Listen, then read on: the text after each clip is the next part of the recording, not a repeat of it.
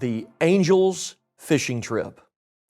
In Matthew 13, 47 through 50, Jesus said, "Again, the kingdom of heaven is like a dragnet that was cast into the sea and gathered some of every kind, which, when it was full, they drew to shore.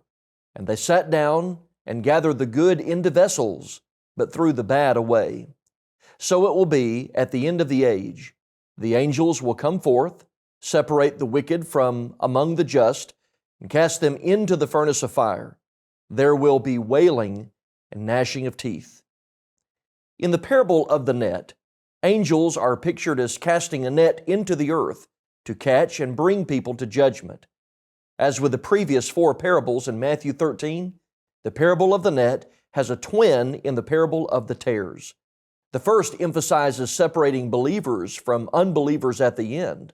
The second emphasizes their coexistence in this world. A comparison of the parables shows the following parallels. The field, or the sea, is the world. Both kinds, good and bad, in the net shows the proximity of saints and sinners in the kingdom. The beach represents the end of time. Growing till harvest, or filled nets, shows God's long suffering. Wheat, or good fish, are children of the kingdom. Tares and bad fish are children of Satan. Gathered and caught and sorting refers to the judgment day. Reapers and fishermen, or sorters, are angels. The gathering of good into barn, or vessels, represents salvation in heaven. The casting away of the bad, or casting into the furnace, is the wicked going into hell. There is wailing, gnashing in both parables. Consider an analysis of this story. The kingdom of heaven is like a net. Fishing on the Sea of Galilee usually involved nets. One type was a small one-man casting net called an amphibleistron. Peter and Andrew were casting an amphibleistron when Jesus called them to become fishers of men. A second net was a large drag net. It required a team to operate and sometimes covered as much as half a square mile. It was pulled into a giant circle around the fish.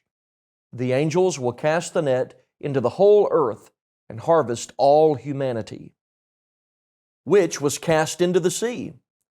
This scene was familiar to all who lived near the sea. Fish was a staple food in Palestine.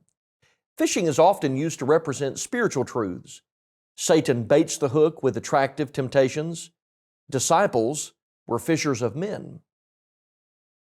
And gathered of every kind. A net permitted nothing to escape, so all sorts of things besides desirable fish were caught. Shells, weeds, starfish, objects dropped overboard, fish of every kind, and other sea life. The judgment will be all-encompassing. Good and bad will go to the judgment. Which, when it was full, they drew to shore. Fishermen had to sort through their catch. Live fish were kept alive in containers to go to distant markets where they brought a better price. Those dead or hurt were placed in baskets and sold nearby. The sitting down of the fishers to separate may indicate that judgment will be without haste. Sinners will be judged objectively and individually. And gathered the good into vessels.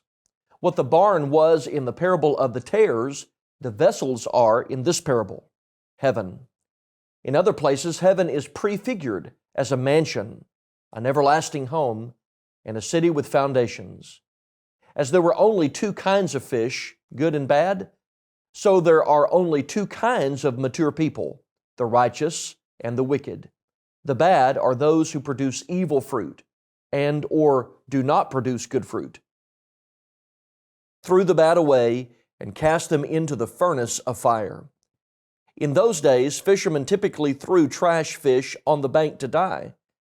In the parable, the wicked are burned. Jesus often warned of the horrors of hell. He spoke more of this than any prophet or apostle, even more than all other teachers combined. He said more about hell than he did about love. A sampling of his warnings is sobering. Add his allusions to it, and it is truly frightening. When an unsaved person dies, his soul goes into Hades to await final judgment, as the rich man experienced. At the resurrection, the bodies of the lost will be raised, and those resurrected bodies will join the soul in going to Gehenna, the final resting place of the wicked.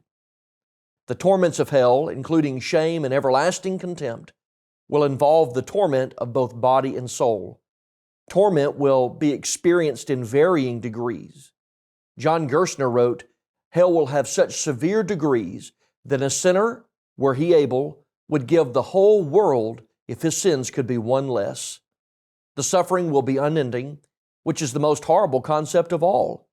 John Bunyan wrote that when one has been in hell so many thousand years as there are stars in the firmament or drops in the sea or sands on the seashore, yet thou hast to lie there forever. Hell has no fire extinguishers. Who has ears to hear, let him hear. The sea also represents the world to be evangelized. As long as the fish are in the water, they have independence. Men move about within the seas as if they were forever free. The net may touch them occasionally in a near-death experience or a loved one's death and startle them. They quickly swim away thinking that they have escaped. Once one is drawn to the beach at death, no changes are permitted. Jesus pleaded with men to avoid hell by following Him. He takes no pleasure in a wicked person's death. He wept over Jerusalem because the people would not come to be saved. He still pleads, and no doubt He still weeps.